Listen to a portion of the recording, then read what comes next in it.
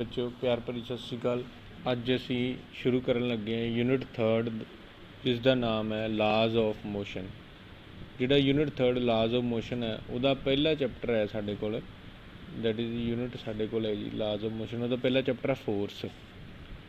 ਤਾਂ force chapter ਦੀ ਜੇ ਅਸੀਂ ਗੱਲ ਕਰੀਏ ਤਾਂ ਉਹਦੇ ਵਿੱਚ ਸਭ ਤੋਂ ਪਹਿਲੀ ਗੱਲ ਹੈ ਸਾਡੇ ਕੋਲ ਫੋਰਸ ਕੀ ਹੁੰਦਾ ਹੈ। ਤੁਸੀਂ ਛੋਟੀਆਂ ਕਲਾਸਾਂ ਦੇ ਵਿੱਚ ਇਹ ਡੈਫੀਨੇਸ਼ਨ ਬਹੁਤ ਵਾਰੀ ਪੜ੍ਹੀ ਹੋਣੀ ਹੈ ਕਿ what is force. So it is a push or pull which either change ਔਰ ਟੈਂਡਸ ਟੂ ਚੇਂਜ। ਜਿਹੜਾ ਜਾਂ ਤਾਂ ਚੇਂਜ ਹੋਵੇ, ਵਿਚ ਆਈਦਰ ਚੇਂਜ ਔਰ ਟੈਂਡਸ ਟੂ ਚੇਂਜ। ਜਾਂ ਤਾਂ ਪੁਸ਼ ਔਰ ਪੁੱਲ ਲਾਉਣ ਨਾਲ ਸਾਡਾ ਜਿਹੜੀ ਬਾਡੀ 'ਤੇ ਅਸੀਂ ਧੱਕਾ ਦੇ ਰਹੇ ਹਾਂ ਜਾਂ ਉਹਨੂੰ ਆਪਦੇ ਵੱਲ ਖਿੱਚ ਰਹੇ ਹਾਂ, ਉਹਦੇ ਅੰਦਰ ਬਦਲਾਵ ਹੋਵੇ, ਉਹਦੀ ਪੋਜੀਸ਼ਨ ਚੇਂਜ ਹੋਵੇ। ਜਾਂ ਤਾਂ ਉਹ ਪੋਜੀਸ਼ਨ ਰੈਸਟ ਤੋਂ ਚੇਂਜ ਹੋ ਜੇ ਜਾਂ ਯੂਨੀਫਾਰਮ ਮੋਸ਼ਨ ਤੋਂ। ਕਿਸੇ ਵੀ ਅਵਸਥਾ ਦੇ ਵਿੱਚ ਉਹਦੇ 'ਚ ਬਦਲਾਵ ਆ ਜੇ ਤਾਂ ਉਸ ਨੂੰ ਅਸੀਂ ਫੋਰਸ ਕਹਾਂਗੇ। ਤਾਂ ਫੋਰਸ ਨੂੰ ਅਸੀਂ ਇਸ ਤਰ੍ਹਾਂ ਵੀ ਕਹਿ ਸਕਦੇ ਹਾਂ, force is a push or pull which produce or tend to produce the motion in a body at rest. ਕਿ ਮੋਸ਼ਨ ਪੈਦਾ ਕਰੇ, ਬਦਲਾਅ ਪੈਦਾ ਕਰੇ, ਚਾਹੇ ਬਾਡੀ ਮੂਵ ਕਰ ਰਹੀ ਹੈ ਤਾਂ ਉਹਨੂੰ ਸਟੋਪ ਕਰ ਦੇ, ਉਹਨੂੰ ਵੀ ਅਸੀਂ ਫੋਰਸ ਕਹਾਂਗੇ। ਬਲ ਕਹਾਂਗੇ ਵੀ ਅਸੀਂ ਬਲ ਲਗਾਇਆ, ਬਾਡੀ ਮੂਵ ਕਰ ਰਹੀ ਸੀ ਉਹ ਰੁਕ ਗਈ, ਜਾਂ ਰੁਕੀ ਹੋਈ ਸੀ ਉਹਨੂੰ ਮੂਵ ਕਰਾਤਾ, ਜਾਂ ਅਸੀਂ ਕੋਸ਼ਿਸ਼ ਕੀਤੀ। ਮੰਨ ਲਓ ਅਸੀਂ ਕੰਧ ਨੂੰ ਵੀ ਧੱਕਾ ਦਿੰਦੇ ਹਾਂ ਤਾਂ ਇਹ ਨਹੀਂ ਹੈਗਾ ਵੀ ਕੰਧ ਮੂਵ ਕਰਨ ਲੱਗ ਪੈਂਦੀ ਹੈ, ਪਰ ਅਸੀਂ ਕੋਸ਼ਿਸ਼ ਕੀਤੀ ਤਾਂ ਅਸੀਂ ਫੋਰਸ ਤਾਂ ਲਗਾਈ। ਸੋ ਇਹ ਸਾਰੀਆਂ ਜਿਹੜੀਆਂ ਡੈਫੀਨੇਸ਼ਨ ਹੈ ਇਹ ਕਾਹਦੀਆਂ, ਫੋਰਸ ਦੀਆਂ। ਸੋ ਇੱਦਾਂ ਹੀ ਸਾਡੀ ਜਿਹੜੀ definition which is in motion increase ਔਰ ਡਿਕਰੀਜ਼। ਅਸੀਂ ਇਹ ਵੀ ਹੋ ਸਕਦਾ ਵੀ ਉਹਦਾ ਜਿਹੜਾ ਮੋਸ਼ਨ ਦਾ ਬਦਲਾਵ ਹੈ ਉਸ 'ਚ ਜਿਹੜੀ ਗਤੀ ਹੈ ਉਸ ਨੂੰ ਵੱਧ ਜੇ ਜਾਂ ਘੱਟ ਜੇ ਸਾਡੇ ਬਲ ਲਗਾਉਣ ਨਾਲ, ਫੋਰਸ ਲਗਾਉਣ ਨਾਲ। ਤਾਂ ਇਹ ਸੀ ਡੈਫੀਨੇਸ਼ਨ ਫੋਰਸ ਦੀ। ਨੈਕਸਟ ਹੈ ਇਨਰਸ਼ੀਆ। ਇਨਰਸ਼ੀਆ ਕੀ ਹੁੰਦਾ? ਇਸ ਦੇ ਵਿੱਚ ਇੱਕ ਗੱਲ ਇਹ ਵੀ ਹੈ ਵੀ ਜਿਹੜੀ ਫੋਰਸ ਹੈ ਉਹਦੇ ਵਿੱਚ ਇੱਦਾਂ ਵੀ ਸਥਿਤੀ ਹੋ ਸਕਦੀ ਹੈ ਵੀ ਜ਼ਰੂਰੀ ਨਹੀਂ ਉਹ ਮੋਸ਼ਨ ਹੀ ਚੇਂਜ ਕਰੇ, ਉਹ ਡਾਇਰੈਕਸ਼ਨ ਵੀ ਚੇਂਜ ਕਰ ਸਕਦੀ ਬਾਡੀ ਦੀ। ਮੰਨ ਲਓ ਅਸੀਂ ਫੋਰਸ ਲਗਾਈ, ਉਹ ਬਾਡੀ ਸਿੱਧੀ ਜਾ ਰਹੀ ਸੀ, ਪਰ ਸਾਡੇ ਬਲ ਲਗਾਉਣ ਦੇ ਨਾਲ ਉਹਦੀ ਦਿਸ਼ਾ ਚੇਂਜ ਹੋ ਗਈ, ਉਹ ਮੋੜ ਘੱਟ ਗਈ, ਦੂਜੀ ਦਿਸ਼ਾ ਦੇ ਵਿੱਚ ਹੋ ਗਈ। ਸੋ ਇਟ ਇਜ਼ ਆਲਸੋ ਫੋਰਸ। ਤਾਂ ਫੋਰਸ ਕੁਛ ਵੀ ਕਰ ਸਕਦੀ ਹੈ, ਬਾਡੀ ਨੂੰ ਸਟੋਪ ਵੀ ਕਰ ਸਕਦੀ ਹੈ, ਮੂਵ ਵੀ ਕਰਾ ਸਕਦੀ ਹੈ। ਪਹਿਲਾਂ ਰੁਕੀ ਹੋਈ ਸੀ ਉਹਨੂੰ ਮੂਵ ਕਰਾਤਾ, ਇੱਕ ਦਿਸ਼ਾ ਵਿੱਚ ਜਾ ਰਹੀ ਸੀ ਉਹਦੀ ਦਿਸ਼ਾ ਬਦਲਤੀ। ਸੋ ਆਲ ਦੀਸ ਆਰ ਫੋਰਸ। ਇਹ ਸਾਰੇ ਹੀ ਫੋਰਸ ਦਾ ਕੰਮ ਹੈ। ਬਲ ਲਗਾਉਣ ਦੇ ਨਾਲ ਇਹ ਸਭ ਕੁਝ ਹੋ ਸਕਦਾ। ਸੋ ਨੈਕਸਟ ਹੈ ਸਾਡੇ ਕੋਲ ਇਨਰਸ਼ੀਆ। What is ਇਨਰਸ਼ੀਆ? ਇਨਰਸ਼ੀਆ ਕੀ ਹੁੰਦਾ? ਇਨਰਸ਼ੀਆ ਦਾ ਮਤਲਬ ਕੀ ਹੈ? ਇਹ ਇੱਕ ਤਰ੍ਹਾਂ ਦੀ ਇਨ ਦਾ ਐਬਸੈਂਸ ਆਫ ਐਕਸਟਰਨਲ ਫੋਰਸ। ਜੇ ਅਸੀਂ ਬਾਹਰੀ ਬਲ ਨਹੀਂ ਲਗਾਉਂਦੇ, ਕਿਸੇ ਵੀ ਵਸਤੂ 'ਤੇ ਬਾਹਰੀ ਬਲ ਨਹੀਂ ਲਾ ਰਹੇ, ਐਕਸਟਰਨਲ ਫੋਰਸ ਨਹੀਂ ਲਾ ਰਹੇ, ਤਾਂ ਉਹਦੀ ਪੋਜੀਸ਼ਨ ਵਿੱਚ ਕੋਈ ਬਦਲਾਵ ਨਾ ਹੋਵੇ। ਮਤਲਬ ਆਪਣੇ ਆਪ ਉਹਦੀ ਪੋਜੀਸ਼ਨ ਵਿੱਚ ਕਿਸੇ ਤਰ੍ਹਾਂ ਦਾ ਕੋਈ ਬਦਲਾਵ ਨਾ ਹੋਵੇ, ਉਸ ਨੂੰ ਅਸੀਂ ਇਨਰਸ਼ੀਆ ਕਹਾਂਗੇ।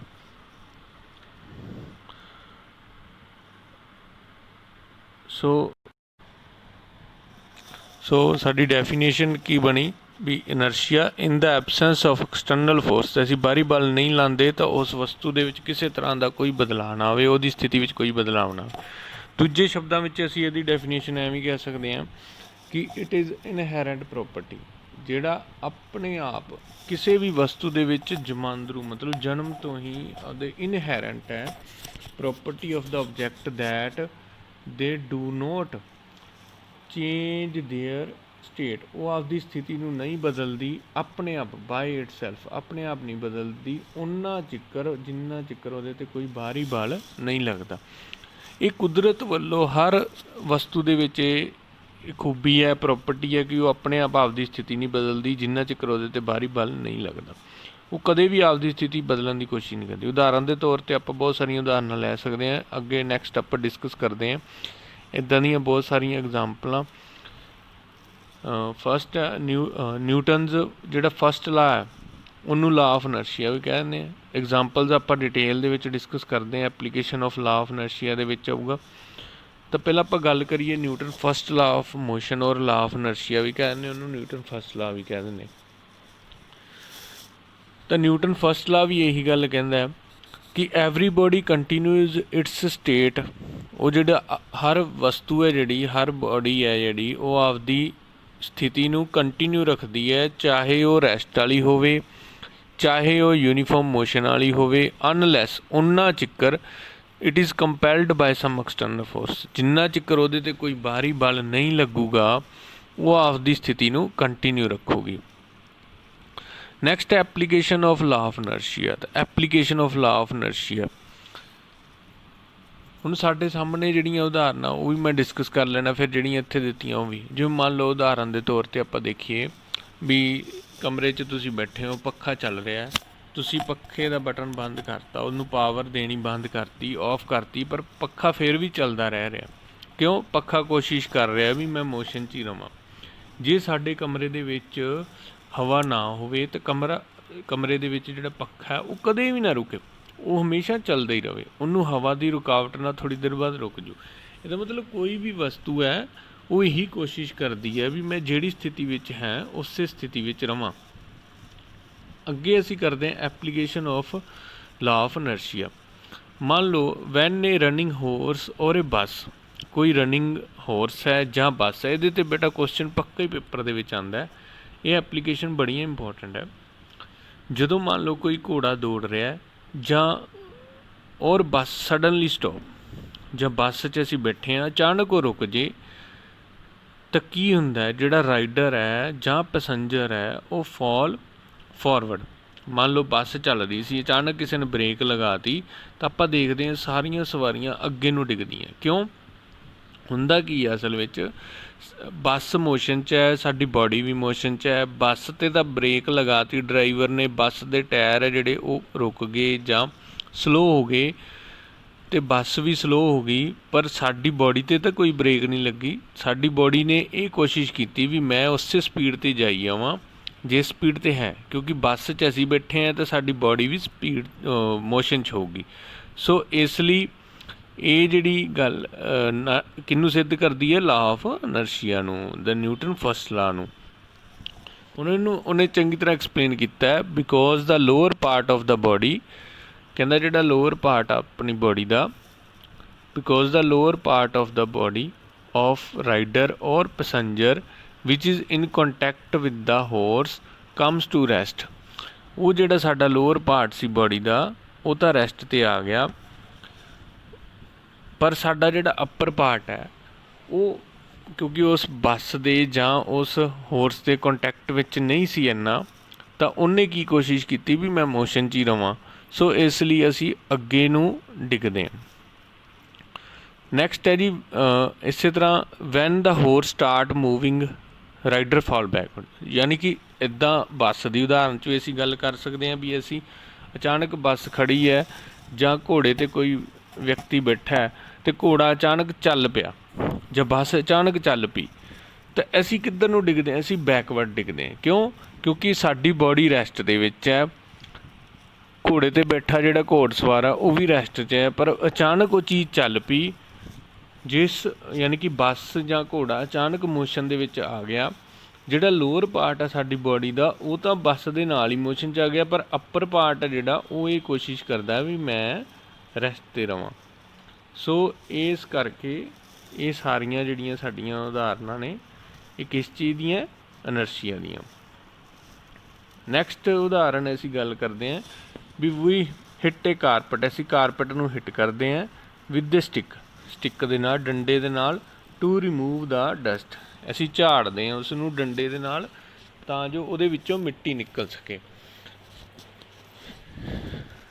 ਠੀਕ ਹੈ, ਜਦੋਂ ਅਸੀਂ ਹਿੱਟ ਕਰਦੇ ਹਾਂ, ਆਹ ਸਪੈਲਿੰਗ ਸਹੀ ਕਰ ਲਿਓ, ਔਨ ਹਿਟਿੰਗ ਦੇ spelling HITTING, on hitting with the stick the carpet comes in to motion, ਜਿਹੜਾ ਕਾਰਪਟ ਆ ਉਹ ਤਾਂ ਮੋਸ਼ਨ 'ਚ ਆ ਗਿਆ, ਬਟ ਬਿਕੋਜ਼ ਆਫ ਇਨਰਸ਼ੀਆ ਦੇ ਕਰਕੇ ਜਿਹੜੀ ਡਸਟ ਉਹਦੇ ਉੱਤੇ ਪਈ ਹੈ ਉਹ ਕੋਸ਼ਿਸ਼ ਕਰੂਗੀ ਵੀ ਮੈਂ ਰੈਸਟ 'ਤੇ ਹੀ ਰਵਾਂ।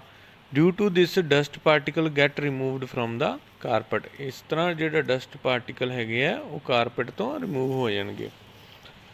ਇਸੇ ਤਰ੍ਹਾਂ ਮੰਨ ਲਓ ਕੋਈ ਕੱਪੜਾ ਪਿਆ, ਉਹਦੇ ਉੱਤੇ ਕਿਤਾਬ ਪਈ ਹੈ, ਅਸੀਂ ਅਚਾਨਕ ਕੱਪੜੇ ਨੂੰ ਤਾਂ ਖਿੱਚ ਲਾਂਗੇ, ਕਿਤਾਬ ਉਵੇਂ ਪਈ ਰਹਿ ਜੂਗੀ, ਉਹਦਾ ਕਾਰਨ ਵੀ ਇਹੀ ਹੈ।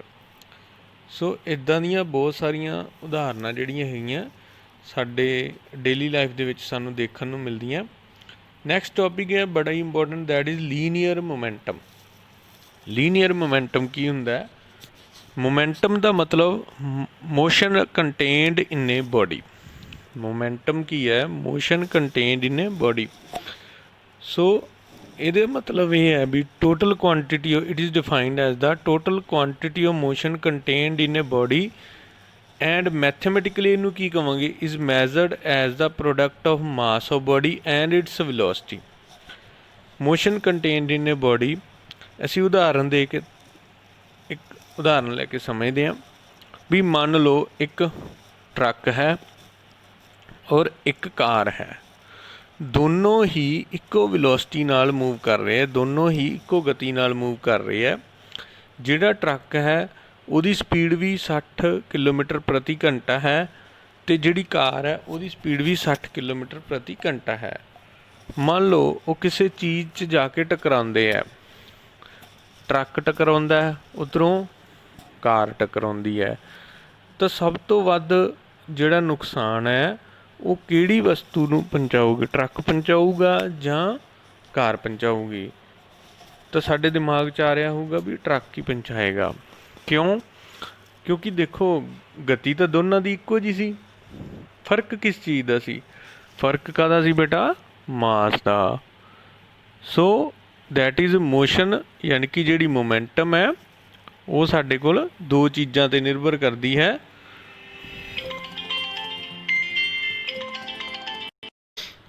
ਸੋ ਲੀਨੀਅਰ ਮੋਮੈਂਟਮ ਨੂੰ ਅਸੀਂ ਕਾਹਦੇ ਨਾਲ ਡਿਨੋਟ ਕਰਦੇ ਹਾਂ?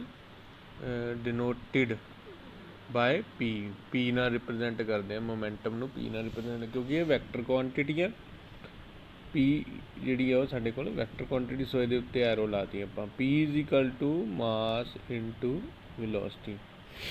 ਇਹ ਕਿਹਦੇ 'ਤੇ ਨਿਰਭਰ ਕਰਦੀ ਹੈ? ਵੈਲੋਸਿਟੀ ਅਤੇ ਮਾਸ 'ਤੇ। ਮਾਸ ਸਕੇਲਰ ਕੁਆਂਟਿਟੀ ਹੈ ਪਰ ਵੈਲੋਸਿਟੀ ਕੀ ਹੈ? ਵੈਕਟਰ ਕੁਆਂਟਿਟੀ ਹੈ। ਇਹਦਾ ਡਿਮੈਂਸ਼ਨ ਫਾਰਮੂਲਾ ਵੀ ਅਸੀਂ ਕੀਤਾ ਹੋਇਆ, ਫਿਰ ਵੀ ਅਸੀਂ ਕਰ ਲੈਂਦੇ ਹਾਂ। ਐਮ ਦਾ ਡਿਮੈਂਸ਼ਨ ਫਾਰਮੂਲਾ ਕੀ ਹੈ? ਮਾਸ ਦਾ ਡਿਮੈਂਸ਼ਨ ਫਾਰਮੂਲਾ ਐਮ ਹੈ। ਵੈਲੋਸਿਟੀ ਦਾ ਡਿਮੈਂਸ਼ਨ ਫਾਰਮੂਲਾ ਸਾਡੇ ਕੋਲ ਕੀ ਹੈ? L T -1।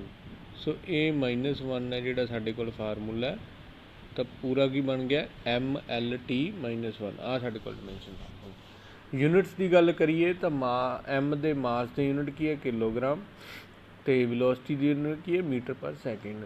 ਤਾਂ ਇਸ ਤਰ੍ਹਾਂ ਸਾਡਾ ਲੀਨੀਅਰ ਮੋਮੈਂਟਮ ਬਹੁਤ ਹੀ ਇੰਪੋਰਟੈਂਟ ਹੈ, ਇਹ ਤੁਹਾਨੂੰ ਸਮਝ ਆਉਣੀ ਚਾਹੀਦੀ। That is motion contained in a body, ਅਤੇ ਇਹਨੂੰ ਰਿਪਰੈਜ਼ੈਂਟ ਕਰਦੇ ਪੀ ਨਾਲ। ਅਤੇ ਪੀ ਕਾਹਦੇ ਬਰਾਬਰ ਹੈ ਮੈਥਮੈਟਿਕਲੀ? ਮਾਸ ਆਫ ਦਾ ਬੋਡੀ, ਪੁੰਜ ਜਿਹੜਾ ਵਸਤੂ ਦਾ ਪੁੰਜ, ਅਤੇ ਉਹਦੀ ਵੈਲੋਸਿਟੀ। ਜਿਵੇਂ ਟਰੱਕ ਹੈ, ਟਰੱਕ ਦੇ ਵਿੱਚ ਜਿਹੜਾ ਮੋਮੈਂਟਮ ਉਹ ਜ਼ਿਆਦਾ ਸੀਗਾ ਕਾਰ ਦੇ ਤੁਲਨਾ ਦੇ ਵਿੱਚ, ਕਿਉਂਕਿ ਦੋਨਾਂ ਦੀ ਵੈਲੋਸਿਟੀ ਤਾਂ ਸੇਮ ਸੀ ਪਰ ਮਾਸ ਉਹਨਾਂ ਦਾ ਅਲੱਗ ਅਲੱਗ ਸੀਗਾ। ਸੋ ਇਹ ਸੀਗੀ ਸਾਡੀ ਲੀਨੀਅਰ ਮੋਮੈਂਟਮ। ਹੁਣ ਨੈਕਸਟ ਹੈ ਜਿਹੜਾ ਅਸੀਂ ਕਰਨ ਲੱਗੇ ਹਾਂ ਉਹ ਹੈ ਜੀ Newton second law of motion. Newton second law of motion, ਕਿਉਂਕਿ ਇਸ ਮੋਮੈਂਟਮ ਇਸ ਲਈ ਕੀਤਾ ਕਿਉਂਕਿ ਨਿਊਟਨ ਸੈਕਿੰਡ ਲਾ ਦੇ ਵਿੱਚ ਇਸ ਚੀਜ਼ ਦੀ ਅਸੀਂ ਵਰਤੋਂ ਕਰਨੀ ਹੈ। ਤਾਂ Newton second law of motion ਕੀ ਕਹਿੰਦਾ ਹੈ? It states that time rate of change of momentum, ਯਾਨੀ ਕਿ ਮੋਮੈਂਟਮ ਦਾ ਬਦਲਾਵ ਸਮੇਂ ਦੇ ਨਾਲ। It states that time rate of change of momentum, ਕਿਉਂਕਿ ਮੋਮੈਂਟਮ ਦਾ ਬਦਲਾਵ ਸਮੇਂ ਦੇ ਨਾਲ of a body is directly proportional to the external force applied on it. ਜਿੰਨਾ ਕਿਸੇ ਵਸਤੂ 'ਤੇ ਬਾਹਰੀ ਬਲ ਲੱਗੂਗਾ, ਬਾਹਰੀ ਫੋਰਸ ਲੱਗੂਗੀ, ਉਸ ਦੇ ਮੁਤਾਬਕ ਹੀ ਉਹਦੀ ਮੋਮੈਂਟਮ ਦਾ ਬਦਲਾਵ ਆਊਗਾ। ਕਾਹਦੇ ਨਾਲ? ਸਮੇਂ ਦੇ ਨਾਲ। ਮੋਮੈਂਟਮ ਦਾ ਬਦਲਾਅ ਸਮੇਂ ਦੇ ਨਾਲ ਇਸ ਗੱਲ 'ਤੇ ਨਿਰਭਰ ਕਰਦਾ ਹੈ ਕਿ ਉਹਦੇ 'ਤੇ ਬਾਹਰੀ ਬਲ ਕਿੰਨਾ ਲੱਗ ਰਿਹਾ। And the change in momentum take place in the direction of, ਅੱਛਾ ਜਿਸ ਦਿਸ਼ਾ ਵਿੱਚ ਅਸੀਂ ਬਲ ਲਾ ਰਹੇ ਹੋਵਾਂਗੇ ਉਸ ਦਿਸ਼ਾ ਵਿੱਚ ਹੀ ਸਾਡੇ ਕੋਲ ਬਦਲਾਵ ਆਊਗਾ। ਕਾਹਦੇ 'ਚ? ਮੋਮੈਂਟਮ ਦੇ। ਸੋ ਅਸੀਂ ਇਹਨੂੰ ਮੈਥਮੈਟਿਕਲੀ ਅੱਗੋਂ ਪ੍ਰੂਵ ਕਰਾਂਗੇ। ਸੋ ਇਹਦਾ ਮਤਲਬ ਕੀ ਹੋਇਆ? ਡੈਫੀਨੇਸ਼ਨ ਦੇ ਮੁਤਾਬਕ ਜਿਹੜੀ ਸਾਡੀ ਫੋਰਸ ਹੈ ਉਹਨੂੰ ਅਸੀਂ ਕਹਾਂਗੇ ਵੀ ਮੋਮੈਂਟਮ ਦਾ ਬਦਲਾਵ ਸਮੇਂ ਦੇ ਨਾਲ ਕਾਹਦੇ ਬਰਾਬਰ ਹੈ? ਫੋਰਸ ਦੇ ਬਰਾਬਰ। According to Newton second law, force is equal to mass into acceleration. ਇਹ ਐਕਸਪ੍ਰੈਸ਼ਨ ਅਸੀਂ ਪ੍ਰੂਵ ਕਰਨਾ ਹੈ। ਤਾਂ ਡੈਫੀਨੇਸ਼ਨ ਦੇ ਮੁਤਾਬਕ ਅਸੀਂ ਇਹਨੂੰ ਇੱਦਾਂ ਪਹਿਲਾਂ ਲਿਖਾਂਗੇ। ਡੈਫੀਨੇਸ਼ਨ ਦੇ ਮੁਤਾਬਕ ਹੈ ਜਿਹੜਾ ਸਾਡੇ ਕੋਲ ਉਹ ਹੈ ਫੋਰਸ ਐਫ ਨਾਲ ਰਿਪਰੈਜ਼ੈਂਟ ਕਰਾਂਗੇ ਔਰ force is equal to rate of change of, ਯਾਨੀ ਕਿ ਮੈਂ ਉਹਨੂੰ ਡੀ ਪੀ ਦਾ ਮਤਲਬ ਕੀ ਹੈ, ਚੇਂਜ ਇਨ ਮੋਮੈਂਟਮ ਬਟਾ ਡੀ ਟੀ। ਪੀ ਦੇ ਉੱਤੇ ਕਿਉਂ ਲਿਆ, ਕਿਉਂਕਿ p is also vector quantity, ਆਪਾਂ ਹੁਣੇ ਕੀਤਾ ਹੀ ਸੀ। ਪੀ ਕਾਹਦੇ ਬਰਾਬਰ ਹੈ, ਮਾਸ ਇੰਟੂ ਮੋਮੈਂਟ, ਜਿਹੜਾ ਆਪਣਾ ਵੈਕਟਰ ਕੁਆਂਟਿਟੀ, ਕਿਉਂਕਿ ਮਾਸ ਇੰਟੂ ਵੈਲੋਸਿਟੀ ਹੈ। ਇਸ ਨੂੰ ਇੱਦਾਂ ਵੀ ਲਿਖਿਆ ਜਾ ਸਕਦਾ D delta p upon delta T, ਯਾਨੀ ਕਿ ਮੋਮੈਂਟਮ ਦਾ ਬਦਲਾਵ ਨੂੰ ਅਸੀਂ ਡੀ ਪੀ ਨਾਲ ਵੀ ਲਿਖ ਸਕਦੇ ਹਾਂ, ਚੇਂਜ ਇਨ ਮੋਮੈਂਟਮ ਡੈਲਟਾ ਪੀ ਨਾਲ ਵੀ ਲਿਖ ਸਕਦੇ। ਸੋ ਵਿਦ ਰਿਸਪੈਕਟ ਟੂ ਟਾਈਮ ਦੇ ਬਦਲਾਵ ਦੇ ਨਾਲ ਮੋਮੈਂਟਮ 'ਚ ਬਦਲਾਵ ਕਿਹਦੇ ਮੁਤਾਬਕ ਆਊਗਾ, ਫੋਰਸ ਦੇ, ਜਿੰਨਾ ਬਲ ਲੱਗਿਆ ਹੋਊਗਾ। ਸੋ ਇਹ ਸੀਗਾ ਸਾਡੇ ਕੋਲ। ਅੱਗੋਂ ਅਸੀਂ ਮੈਥਮੈਟਿਕਲੀ ਜਿਹੜਾ ਹੈ ਐਕਸਪ੍ਰੈਸ਼ਨ ਪ੍ਰੂਵ ਕਰਦੇ ਹਾਂ ਕਿ ਜਿਹੜਾ ਫੋਰਸ ਹੈ ਸਾਡੇ ਕੋਲ ਮਾਸ ਇੰਟੂ ਐਕਸਲਰੇਸ਼ਨ ਅਸੀਂ ਕੀਤਾ ਛੋਟੀਆਂ ਕਲਾਸਾਂ ਦੇ ਵਿੱਚ, ਉਹ ਕਿਵੇਂ ਆਊਗਾ। ਤਾਂ ਡੈਫੀਨੇਸ਼ਨ ਦੇ ਮੁਤਾਬਕ ਜਿਵੇਂ ਮੈਂ ਤੁਹਾਨੂੰ ਕਿਹਾ, force is equal to D P upon D T, ਯਾਨੀ ਕਿ change in momentum with respect to time. ਅਸੀਂ ਇੱਕ ਬਾਲ ਲੈ ਲਈ, consider a ball of mass M, ਉਹਦਾ ਮਾਸ ਕਿੰਨਾ M, having its initial velocity, ਉਹਦੀ ਸ਼ੁਰੂਆਤ ਵਾਲੀ ਜਿਹੜੀ ਵੈਲੋਸਿਟੀ ਹੈ ਉਹਨੂੰ ਆਪਾਂ ਯੂ ਨਾਲ ਲਿਖਦੇ ਹਾਂ। ਆਫਟਰ ਟਾਈਮ ਡੈਲਟਾ ਟੀ ਸਮੇਂ ਬਾਅਦ, ਉਹਨੂੰ ਡੈਲਟਾ ਟੀ ਵੀ ਲਿਖ ਸਕਦੇ ਆ, ਉਹਨੂੰ ਡੀ ਟੀ ਵੀ ਲਿਖ ਸਕਦੇ ਆ। ਆਫਟਰ ਡੈਲਟਾ ਟਾਈਮ, ਥੋੜ੍ਹੇ ਸਮੇਂ ਦੇ ਬਦਲਾਅ ਦੇ ਬਾਅਦ ਉਹਦੀ ਵੈਲੋਸਿਟੀ ਵੀ ਹੋ ਜਾਂਦੀ ਹੈ, ਯੂ ਤੋਂ ਵੱਧ ਕੇ ਕਿੰਨੀ ਹੋ ਜਾਂਦੀ ਬੇਟਾ, ਵੀ ਹੋ ਜਾਂਦੀ ਹੈ। ਤਾਂ ਇਹਦਾ ਮਤਲਬ ਚੇਂਜ ਇਨ ਮੋਮੈਂਟਮ ਕਿੰਨਾ ਹੋ ਗਿਆ, ਯਾਨੀ ਕਿ ਡੈਲਟਾ ਪੀ ਕਿੰਨਾ ਹੋ ਗਿਆ। ਮੋਮੈਂਟਮ ਦਾ ਬਦਲਾਵ ਕਿਸ ਚੀਜ਼ 'ਤੇ ਨਿਰਭਰ ਕਰਦਾ, ਕਿਉਂਕਿ ਆਪਾਂ ਕੀਤਾ ਹੈ ਵੀ ਪੀ ਹੈ ਜਿਹੜਾ ਉਹ ਸਾਡੇ ਕੋਲ ਕੀ ਹੈ, ਪੀ ਕਾਹਦੇ ਬਰਾਬਰ ਸੀ, ਮਾਸ ਇੰਟੂ ਵੈਲੋਸਿਟੀ। ਤਾਂ ਚੇਂਜ ਇਨ ਮੋਮੈਂਟਮ ਅਸੀਂ ਕੀ ਲੈ ਲਿਆ, ਚੇਂਜ ਇਨ ਮੋਮੈਂਟਮ ਲੈ ਲਿਆ M v minus m you. So momentum ਹੈ ਜਿਹੜਾ ਸਾਡੇ ਕੋਲ ਆ ਗਿਆ ਬਦਲਾਵ, ਮੋਮੈਂਟਮ ਦਾ ਬਦਲਾਵ ਕੀ ਆ ਰਿਹਾ, M v minus m you. Initial ਜਿਹੜਾ ਸਾਡੇ ਕੋਲ ਮੋਮੈਂਟਮ ਸੀਗਾ ਉਹ ਐਮ ਯੂ ਸੀ, ਬਾਅਦ 'ਚ ਕਿੰਨਾ ਹੋ ਗਿਆ, ਐਮ ਵੀ, ਕਿਉਂਕਿ ਵੈਲੋਸਿਟੀ ਬਦਲ ਗਈ ਤਾਂ ਮੋਮੈਂਟਮ ਵੀ ਬਦਲ ਗਈ। So according to the definition of second law ਦੇ ਮੁਤਾਬਕ ਕੀ ਹੈ ਸਾਡੇ ਕੋਲ, ਫੋਰਸ ਕਾਹਦੇ ਬਰਾਬਰ ਹੈ, ਮੋਮੈਂਟਮ ਦਾ ਬਦਲਾਵ ਸਮੇਂ ਦੇ ਨਾਲ, ਯਾਨੀ ਕਿ delta p upon delta t. ਤਾਂ ਡੈਲਟਾ ਪੀ ਦੀ ਵੈਲਿਊ ਅਸੀਂ ਪੁੱਟ ਕਰਤੀ m v minus m u ਬਟਾ ਡੈਲਟਾ ਟੀ। ਤਾਂ ਸਾਡੇ ਕੋਲ ਇਹ ਕੀ ਬਣ ਗਿਆ, ਮਾਸ ਦੋਨਾਂ 'ਚ ਸਾਂਝਾ, ਅਸੀਂ ਮਾਸ ਬਾਹਰ ਕੱਢ ਲਿਆ, ਇਹ ਰਹਿ ਗਿਆ ਵੀ ਮਾਈਨਸ ਯੂ। ਇੱਥੇ ਹੁਣ ਅਸੀਂ ਇਕੱਲੇ ਇੱਥੇ ਐਰੋ ਨਹੀਂ ਲਾਈਆਂ, ਐਰੋ ਲਾਉਣ ਦੀ ਲੋੜ ਨਹੀਂ ਕਿਉਂਕਿ ਅਸੀਂ ਇਕੱਲਾ ਮੈਗਨੀਟਿਊਡ ਹੀ ਲੈ ਲਿਆ। ਸੋ ਮੈਗਨੀਟਿਊਡ ਜਿੱਥੇ ਅਸੀਂ ਫੋਰਸ ਜਿੱਥੇ ਮਰਜ਼ੀ ਵੈਕਟਰ ਫਾਰਮ 'ਚ ਲਿਖਣਾ, ਐਂਡ 'ਚ ਵੇਖੋ ਵੈਕਟਰ ਫਾਰਮ 'ਚ ਲਿਖਤਾ ਉਹਨੇ। ਤਾਂ ਆਹ ਸਾਡੇ ਕੋਲ ਆ ਗਿਆ ਵੀ ਮਾਈਨਸ ਯੂ ਹੈ ਜਿਹੜਾ, ਉਹਨੂੰ ਡੈਲਟਾ ਵੀ ਲਿਖ ਸਕਦੇ ਹਾਂ, ਉਹਨੂੰ ਕੀ ਲਿਖ ਸਕਦੇ ਹਾਂ, ਵੈਲੋਸਿਟੀ ਦਾ ਬਦਲਾਵ। ਠੀਕ ਹੈ, ਸੋ ਵੈਲੋਸਿਟੀ ਦਾ ਜਿਹੜਾ ਬਦਲਾਵ ਹੈ ਉਹ ਕਾਹਦੇ ਬਰਾਬਰ ਹੈ, ਅਸਲ 'ਚ ਕਾਹਦੇ ਬਰਾਬਰ ਹੈ, ਵੀ ਮਾਈਨਸ ਯੂ। ਇੱਥੇ ਵੀ ਅਤੇ ਯੂ ਦਾ ਬੇਟਾ ਤੁਸੀਂ ਖਿਆਲ ਰੱਖਣਾ, ਵੀ ਨੂੰ ਇੱਦਾਂ ਪਾਉਣਾ ਹੈ, ਯੂ ਨੂੰ ਇੱਦਾਂ ਪਾਉਣਾ। ਬਹੁਤ ਬੱਚੇ ਜਿਹੜੇ ਵੀ ਅਤੇ ਯੂ ਨੂੰ ਮਿਕਸ ਕਰ ਦਿੰਦੇ ਆ। ਸੋ ਜਿਹੜਾ ਵੈਲੋਸਿਟੀ ਦਾ ਬਦਲਾਵ ਸਮੇਂ ਦੇ ਨਾਲ ਤੁਹਾਨੂੰ ਯਾਦ ਹੋਵੇ ਉਹ ਕਾਹਦੇ ਬਰਾਬਰ ਹੁੰਦਾ, ਐਕਸਲਰੇਸ਼ਨ। ਸੋ ਡੈਲਟਾ ਵੀ ਅਪੋਨ ਡੈਲਟਾ ਟੀ ਅਸੀਂ ਪਹਿਲੇ ਚੈਪਟਰ 'ਚ ਕੀਤਾ ਸੀ। ਵੈਲੋਸਿਟੀ ਦਾ ਬਦਲਾਵ ਸਮੇਂ ਦੇ ਨਾਲ ਕਾਹਦੇ ਬਰਾਬਰ ਹੈ, ਐਕਸਲਰੇਸ਼ਨ। ਸੋ ਫੋਰਸ ਨੂੰ ਕਾਹਦੇ ਬਰਾਬਰ ਲਿਖਤਾ, ਮਾਸ ਇੰਟੂ ਐਕਸਲਰੇਸ਼ਨ। ਤਾਂ ਵੈਕਟਰ ਫਾਰਮ ਦੇ ਵਿੱਚ ਜਦੋਂ ਅਸੀਂ ਫੋਰਸ 'ਤੇ ਐਰੋ ਲਾਵਾਂਗੇ ਤਾਂ ਉੱਧਰ ਐਕਸਲਰੇਸ਼ਨ ਵੀ ਸਾਡੀ ਕਿਹੜੀ ਕੁਆਂਟਿਟੀ ਹੈ, ਵੈਕਟਰ ਕੁਆਂਟਿਟੀ ਹੈ। ਸੋ ਸਾਡੇ ਕੋਲ ਇਹ ਰਿਲੇਸ਼ਨ ਪ੍ਰੂਵ ਹੋ ਗਿਆ, force is equal to mass into acceleration. Next ਸਾਡੇ ਕੋਲ impulse. What is impulse? Impulse ਕੀ ਹੈ? Impulse received during an impact, ਯਾਨੀ ਕਿ ਇੱਕ ਤਰ੍ਹਾਂ ਦਾ ਇੰਪਲਸ ਕਹਿ ਲਓ, ਇੱਕ ਤਰ੍ਹਾਂ ਦਾ ਝਟਕਾ ਕਹਿ ਲਓ।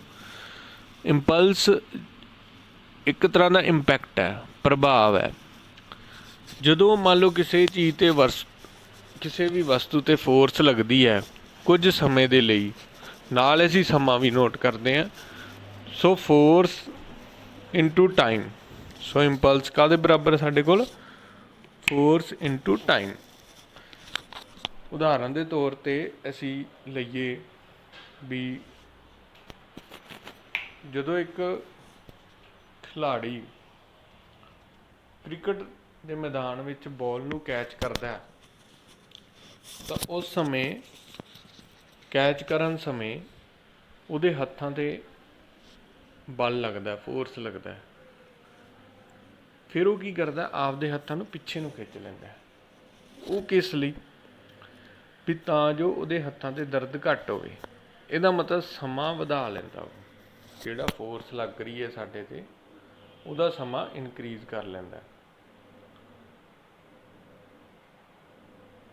ਸਮਾਂ ਇਨਕਰੀਜ਼ ਕਰਨ ਦੇ ਨਾਲ ਜਿਹੜਾ ਉਹ ਇੰਪੈਕਟ ਆ ਉਹ ਘੱਟ ਜਾਂਦਾ, ਪ੍ਰਭਾਵ ਹੈ ਜਿਹੜਾ ਉਹ ਸਾਡੇ 'ਤੇ ਘੱਟ ਪੈਂਦਾ। ਸੋ ਇੰਪਲਸ ਹੈ ਜਿਹੜੀ ਅਸੀਂ ਰੋਜ਼ਾਨਾ ਜ਼ਿੰਦਗੀ ਵਿੱਚ ਵੀ ਦੇਖਦੇ ਹਾਂ ਬੇਟਾ। ਹੋਰ ਵੀ ਕਈ ਉਦਾਹਰਨ ਹੈ। ਫੋਰ ਐਗਜ਼ਾਮਪਲ ਮੰਨ ਲਓ ਇੱਕ ਅਸੀਂ ਕੱਚੇ ਫਰਸ਼ 'ਤੇ ਯਾਨੀ ਕਿ ਮਿੱਟੀ 'ਤੇ ਕੋਈ ਵਿਅਕਤੀ ਮਿੱਟੀ 'ਤੇ ਉਚਾਈ ਤੋਂ ਛਾਲ ਮਾਰਦਾ ਤਾਂ ਇੱਕ ਵਿਅਕਤੀ ਪੱਕੇ ਫਰਸ਼ 'ਤੇ ਛਾਲ ਮਾਰਦਾ ਕੁਝ ਉਚਾਈ ਤੋਂ, ਤਾਂ ਦੇਖੋ ਕਿਹਦੇ 'ਤੇ ਵੱਧ ਇੰਪੈਕਟ ਪਊਗਾ, ਕਿਹਦੇ 'ਤੇ ਵੱਧ ਇੰਪਲਸ ਲੱਗੂਗੀ। ਤਾਂ ਅਸੀਂ ਦੇਖਾਂਗੇ ਕਿ ਉਹ ਜਿਹੜਾ ਸਾਡੇ ਕੋਲ ਸਮਾਂ ਅਸੀਂ ਵਧਾਇਆ, ਇੰਪਲਸ ਹੈ ਜਿਹੜੀ ਉਹ ਕੀ ਹੈ, ਫੋਰਸ ਇਨਟੂ ਟਾਈਮ। ਤਾਂ ਹੁਣ ਜਿਹੜਾ ਫੋਰਸ ਯਾਨੀ ਕਿ ਬਲ ਲੱਗਣਾ, ਤਾਂ ਹੁਣ ਕੀ ਹੋਇਆ, ਅਸੀਂ ਇੰਪਲਸ ਨੂੰ ਜੇ ਐਂ ਕਹਿ ਦਈਏ ਕਿ ਟਾਈਮ ਨੂੰ ਇੱਧਰ ਜਾ ਕੇ ਡਿਵਾਈਡ ਕਰਤਾ। So force is equal to impulse ਬਟਾ ਟਾਈਮ। ਹੁਣ ਮੰਨ ਲਓ ਕੋਈ ਇੱਕ ਵਿਅਕਤੀ ਹੈ ਜਿਹੜਾ ਉਹ ਮਿੱਟੀ ਉੱਤੇ ਛਾਲ ਮਾਰਦਾ ਕੁਝ ਉਚਾਈ ਤੋਂ, ਔਰ ਇੱਕ ਵਿਅਕਤੀ ਪੱਕੇ ਫਰਸ਼ 'ਤੇ ਛਾਲ ਮਾਰਦਾ। ਅਸੀਂ ਦੇਖਾਂਗੇ ਵੀ ਜਿਹੜਾ ਵਿਅਕਤੀ ਨੇ ਪੱਕੇ ਫਰਸ਼ 'ਤੇ ਛਾਲ ਮਾਰੀ ਹੋਊਗੀ ਉਹਨੂੰ ਸੱਟਾਂ ਵੱਧ ਲੱਗਣਗੀਆਂ। ਜਿਹੜੇ ਵਿਅਕਤੀ ਨੇ ਮਿੱਟੀ 'ਤੇ ਛਾਲ ਮਾਰੀ ਹੋਊਗੀ ਉਸ ਵਿਅਕਤੀ ਨੂੰ ਸੱਟਾਂ ਘੱਟ ਲੱਗਣਗੀਆਂ। ਕਾਰਨ ਕੀ ਹੈ? ਕਿਉਂਕਿ ਕੀ ਹੋਇਆ ਵੀ ਜਿਹੜੀ ਮਿੱਟੀ ਸੀਗੀ ਉਸ ਨੇ ਸਮਾਂ ਵਧਾ ਤਾ। ਸਮਾਂ ਵਧਾਉਣ ਦੇ ਨਾਲ ਉਹਦੇ ਸਰੀਰ 'ਤੇ ਜਿਹੜੀਆਂ ਸੱਟਾਂ ਲੱਗਣੀਆਂ ਸੀ ਉਹ ਘੱਟ ਗਈਆਂ, ਕਿਉਂਕਿ ਫੋਰਸ ਜਿਹੜੀ ਹੈ ਉਹ ਉਲਟ ਹੋ ਗਈ। ਟਾਈਮ ਵੱਧ ਜੂਗਾ ਤਾਂ ਫੋਰਸ ਘੱਟ ਜੂਗੀ। ਇਸੇ ਤਰ੍ਹਾਂ ਜਿਹੜੇ ਵਿਅਕਤੀ ਨੇ ਪੱਕੇ ਫਰਸ਼ 'ਤੇ ਛਾਲ ਮਾਰੀ ਯਾਨੀ ਕਿ ਉਦੋਂ ਇੰਪਲਸ ਲੱਗਣ ਦਾ ਜਿਹੜਾ ਟਾਈਮ ਸੀਗਾ ਉਹ ਘੱਟ ਰਹਿ ਗਿਆ ਪੱਕੇ ਫਰਸ਼ 'ਤੇ, ਤਾਂ ਉਹਦੇ 'ਤੇ ਫੋਰਸ ਹੈ ਜਿਹੜੀ ਵੱਧ ਜੂਗੀ। So force is equal to impulse upon time. So ਇਹ ਸਾਡੇ ਕੋਲ ਬਹੁਤ ਸਾਰੀਆਂ ਉਦਾਹਰਨਾਂ, ਅਸੀਂ ਅੱਗੋਂ ਹੋਰ ਵੀ ਡਿਸਕਸ ਕਰਦੇ ਹਾਂ। ਸੋ ਇੰਪਲਸ ਦਾ ਮਤਲਬ ਕੀ ਹੈ, ਫੋਰਸ ਇਨਟੂ ਟਾਈਮ, ਵੀ ਬਲ ਕਿੰਨਾ ਸਮੇਂ ਲਈ ਲੱਗ ਰਿਹਾ, ਅਸੀਂ ਟਾਈਮ ਵੀ ਨਾਲ ਨੋਟ ਕਰਨਾ। ਸੋ ਇੰਪਲਸ ਕਾਹਦੇ ਬਰਾਬਰ ਆਊਗਾ, ਫੋਰਸ ਗੁਣਾ ਟਾਈਮ। ਬਲ ਲੱਗ ਰਿਹਾ ਕਿੰਨੇ ਸਮੇਂ ਲਈ ਲੱਗ ਰਿਹਾ। ਹੁਣ ਇਸ ਤੋਂ ਪਿੱਛੇ ਅਸੀਂ ਕੀਤਾ ਕਿ force according to Newton second law ਦੇ ਮੁਤਾਬਕ ਫੋਰਸ ਹੈ ਜਿਹੜਾ ਸਾਡੇ ਕੋਲ ਡੀ.ਪੀ ਅਪੋਨ ਡੀ.ਟੀ ਹੈ, ਯਾਨੀ ਕਿ change in momentum with respect to time. So ਅਸੀਂ ਡੀ.ਟੀ ਨੂੰ ਇੱਧਰ ਜਾ ਕੇ ਮਲਟੀਪਲਾਈ ਕਰਤਾ ਤਾਂ ਸਾਡੇ ਕੋਲ ਐਕਸਪ੍ਰੈਸ਼ਨ ਇਹ ਬਣ ਗਿਆ ਵੀ force into time is equal to d p. So ਇਹੀ ਸਾਨੂੰ ਦੱਸ ਰਿਹਾ ਹੈ, ਇੰਪਲਸ ਵੀ ਇਹੀ ਦੱਸ ਰਹੀ ਹੈ ਵੀ ਜਦੋਂ ਫੋਰਸ ਨੂੰ ਸਮੇਂ ਦੇ ਨਾਲ ਮਲਟੀਪਲਾਈ ਕਰ ਦਿਓ ਉਹ ਸਾਡੇ ਕੋਲ ਇੰਪਲਸ ਹੈ। ਇਹਦਾ ਮਤਲਬ ਚੇਂਜ ਇਨ ਮੋਮੈਂਟਮ ਕਾਹਦੇ ਬਰਾਬਰ ਹੋ ਗਿਆ, ਇੰਪਲਸ ਦੇ। ਅਤੇ ਕਈ ਵਾਰੀ ਕੁਐਸਚਨ ਆ ਜਾਂਦਾ ਵੀ ਇੰਪਲਸ ਨੂੰ ਪ੍ਰੂਵ ਕਰੋ ਚੇਂਜ ਇਨ ਮੋਮੈਂਟਮ ਦੇ ਬਰਾਬਰ, ਤਾਂ ਇੱਦਾਂ ਅਸੀਂ ਪ੍ਰੂਵ ਕਰ ਸਕਦੇ ਹਾਂ। ਸੋ ਇੰਪਲਸ ਕਾਹਦੇ ਬਰਾਬਰ ਹੋਈ, ਸਾਡੇ ਚੇਂਜ ਇਨ ਮੋਮੈਂਟਮ।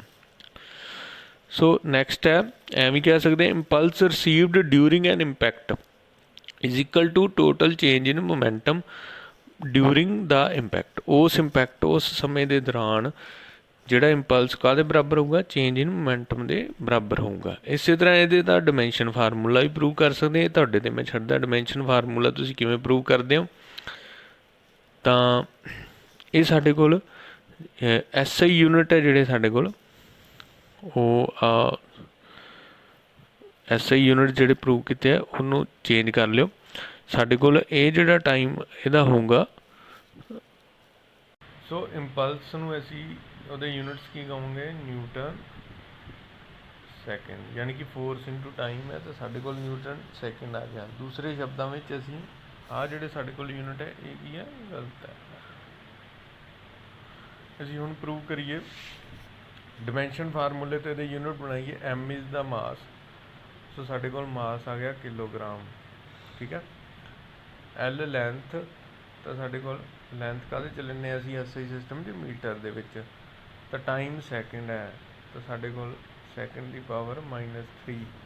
ਸੋ ਆਹ ਸਾਡੇ ਕੋਲ ਯੂਨਿਟ ਬਣ ਗਏ। ਅਸੀਂ ਦੋ ਯੂਨਿਟ ਕਹਿ ਸਕਦੇ ਹਾਂ, ਜਾਂ ਤਾਂ ਅਸੀਂ ਨਿਊਟਨ ਸੈਕਿੰਡ ਵੀ ਕਹਿ ਸਕਦੇ ਹਾਂ, ਜਾਂ ਅਸੀਂ kilogram metre per second cube ਵੀ ਕਹਿ ਸਕਦੇ ਹਾਂ। ਅਤੇ ਇਹ ਸਾਡੇ ਕੋਲ ਸੀਗੇ ਯੂਨਿਟਸ ਆਫ ਇੰਪਲਸ। ਨੈਕਸਟ ਹੈ application to the concept of impulse. Application ਕੀ ਹੈ ਇੰਪਲਸ ਦੀਆਂ? ਐਪਲੀਕੇਸ਼ਨਸ ਕੀ ਹੈ? ਤਾਂ ਇੰਪਲਸ ਦੀ ਸਾਡੇ ਕੋਲ ਕੀ ਐਪਲੀਕੇਸ਼ਨ ਹੈ ਵੀ ਉਹੀ ਜਿਹੜੀ ਉਦਾਹਰਨ ਆਪਾਂ ਪਹਿਲਾਂ ਡਿਸਕਸ ਕੀਤੀ ਹੈ ਵੀ ਜਦੋਂ ਅਸੀਂ ਕ੍ਰਿਕਟ ਬਾਲ ਨੂੰ ਕੈਚ ਕਰਦਾ ਕੋਈ ਵੀ ਪਲੇਅਰ, ਤਾਂ ਉਹ ਆਪਦੇ ਹੱਥਾਂ ਨੂੰ ਪਿੱਛੇ ਨੂੰ ਖਿੱਚਦਾ to save himself from getting hurt, ਕਿ ਉਹਨੂੰ ਸੱਟ ਨਾ ਲੱਗੇ। ਉਹ ਕਾਰਨ ਕੀ ਹੈ? ਬਾਏ ਲੋਅਰਿੰਗ ਹਿਜ਼ ਹੈਂਡ, ਤਾਂ ਉਹ ਆਪਦੇ ਹੱਥਾਂ ਨੂੰ ਨੀਚੇ ਨੂੰ ਇਸ ਲਈ ਖਿੱਚਦਾ ਕਿਉਂਕਿ ਬਾਏ ਲੋਅਰਿੰਗ ਹਿਜ਼ ਹੈਂਡ, ਬਾਈ, ਕਿ ਆਪਦੇ ਹੱਥਾਂ ਨੂੰ ਥੱਲੇ ਖਿੱਚਣ ਦਾ ਮਤਲਬ ਕਿ ਬਾਏ ਲੋਅਰਿੰਗ ਹਿਜ਼ ਹੈਂਡ ਦਾ ਕ੍ਰਿਕਟ ਪਲੇਅਰ ਇਨਕਰੀਜ਼ ਦਾ ਟਾਈਮ, ਉਹ ਟਾਈਮ ਨੂੰ ਉਹਨੇ ਇਨਕਰੀਜ਼ ਕਰਤਾ, ਟਾਈਮ ਇੰਟਰਵਲ ਨੂੰ ਇਨਕਰੀਜ਼ ਕਰਤਾ ਇਨ ਵਿਚ ਦਾ ਕੈਚ ਇਜ਼, ਜਿਹੜਾ ਕੈਚ ਨੂੰ ਅਸੀਂ ਪਕੜਨਾ ਸੀਗਾ, ਅਟੈਂਪਟਿਡ, ATTEMPTED, ਅਟੈਂਪਟਿਡ, ਜਿਹੜਾ ਕੈਚ ਅਟੈਂਪਟ ਕੀਤਾ ਸੀ ਉਹਨੇ ਉਸ ਦੇ ਟਾਈਮ ਨੂੰ ਵਧਾਤਾ, ਠੀਕ ਹੈ। So as the total change in momentum take place in A large time interval lesser force, ਜੇ ਉਹਦਾ ਟਾਈਮ ਇੰਟਰਵਲ ਜਿਹੜਾ ਸੀਗਾ ਮੋਮੈਂਟਮ ਦਾ ਉਹ ਵੱਧ ਗਿਆ ਤਾਂ ਉਹਨੂੰ ਘੱਟ ਸੱਟ ਵੱਜੂਗੀ। ਇਸੇ ਤਰ੍ਹਾਂ car, buses, trucks etcetera are provided with a spring system. ਇਸੇ ਤਰ੍ਹਾਂ ਅਸੀਂ ਜਿਹੜੀਆਂ ਬ੍ਰੇਕਸ ਹੁੰਦੀਆਂ ਜਾਂ ਸ਼ੌਕਰ ਹੁੰਦੇ ਆ ਜਿਹੜੇ ਕਾਰਾਂ ਜੀਪਾਂ ਦੇ ਵਿੱਚ, ਜਿੰਨੀ ਮਹਿੰਗੀ ਕਾਰ ਹੋਊਗੀ ਉਨੇ ਵਧੀਆ ਉਹਦੇ ਸ਼ੌਕਰ ਹੋਣਗੇ, ਉਹ ਝਟਕਾ ਨਹੀਂ ਲੱਗਦਾ ਸਵਾਰੀਆਂ ਨੂੰ। ਜਿਵੇਂ ਬੱਸ 'ਚ ਅਸੀਂ ਬੈਠੇ ਹਾਂ ਅਤੇ ਅਚਾਨਕ ਖੱਡਾ ਆ ਗਿਆ ਤਾਂ ਸਾਨੂੰ ਝਟਕਾ ਲੱਗਦਾ, ਤਾਂ ਉੱਥੇ ਸਪਰਿੰਗ ਦਾ ਯੂਜ਼ ਕੀਤਾ ਜਾਂਦਾ। ਸ਼ੌਕਰ ਜਿਹਨੂੰ ਕਹਿੰਦੇ ਸ਼ੌਕਰ ਵਰਤੇ ਜਾਂਦੇ ਆ, ਉਹ ਵੀ ਇਸ ਲਈ ਵਰਤੇ ਜਾਂਦੇ ਆ ਕਿ ਇੰਪਲਸ ਘੱਟ ਜੇ। ਸਮਾਂ ਵੱਧ ਜੂਗਾ ਤਾਂ ਸਮਾਂ ਵਧਣ ਦੇ ਨਾਲ ਕੀ ਹੋ ਜੂਗਾ, ਜਿਹੜੀ ਸਾਡੇ 'ਤੇ ਫੋਰਸ ਲੱਗਣੀ ਆ ਉਹ ਘੱਟ ਲੱਗੂਗੀ। So a person falling on a pakka floor is likely to receive more jerk or injury, injury ਲਿਖ ਲਓ ਇੱਥੇ, injury than falling on a kachcha floor. So injuries ਜਿਹੜੀਆਂ ਸੱਟਾਂ ਉਹ ਪੱਕੇ ਫਰਸ਼ ਵਾਲੇ ਬੰਦੇ 'ਤੇ ਜ਼ਿਆਦਾ ਲੱਗਣਗੀਆਂ ਐਜ਼ ਕੰਪੇਅਰ ਟੂ ਕੱਚੇ ਫਰਸ਼ 'ਤੇ। ਇਸੇ ਤਰ੍ਹਾਂ ਅਸੀਂ ਕੋਈ ਵੀ ਬਾਹਰੋਂ ਅਪਲਾਇੰਸ ਜਾਂ ਅਸੀਂ ਘਰ ਲੈ ਕੇ ਆਉਂਦੇ ਹਾਂ, ਉਹਦੀ ਪੈਕਿੰਗ ਕੀਤੀ ਹੁੰਦੀ ਹੈ, ਉਹਦੇ 'ਚ ਥਰਮੋਕੋਲ ਯੂਜ਼ ਕੀਤਾ ਹੁੰਦਾ, ਉਹ ਵੀ ਇਸੇ ਲਈ ਯੂਜ਼ ਕੀਤਾ ਜਾਂਦਾ ਤਾਂ ਜੋ ਜਿਹੜੀ ਵਸਤੂ ਅਸੀਂ ਲਿਆਂਦੀ ਹੈ ਉਹਨੂੰ ਨੁਕਸਾਨ ਨਾ ਪਹੁੰਚੇ। ਉਹਦਾ ਕਾਰਨ ਹੈ ਕਿ ਜਿਹੜਾ ਥਰਮੋਕੋਲ ਹੈ ਉਹ ਸ਼ੌਕ ਨੂੰ ਓਬਜ਼ਰਵ ਕਰ ਲੂਗਾ, ਉਹ ਝਟਕੇ ਨੂੰ ਓਬਜ਼ਰਵ ਕਰ ਲੂ, ਫੋਰਸ ਨੂੰ ਓਬਜ਼ਰਵ ਕਰ ਲੂ। ਇਸੇ ਤਰ੍ਹਾਂ ਜਿਹੜੇ ਚੀਨੀ ਦੇ ਭਾਂਡੇ ਆ ਉਹਨਾਂ ਦੇ ਵਿੱਚ ਵੀ ਪੇਪਰ ਜਾਂ ਕੋਈ ਚੀਜ਼ ਵਿੱਚ ਪਾਈ ਹੁੰਦੀ ਆ, ਉਹ ਵੀ ਇਸ ਲਈ ਹੁੰਦੀ ਹੈ ਕਿ ਉਹਨੂੰ ਸ਼ੌਕ ਨਾ ਆਵੇ।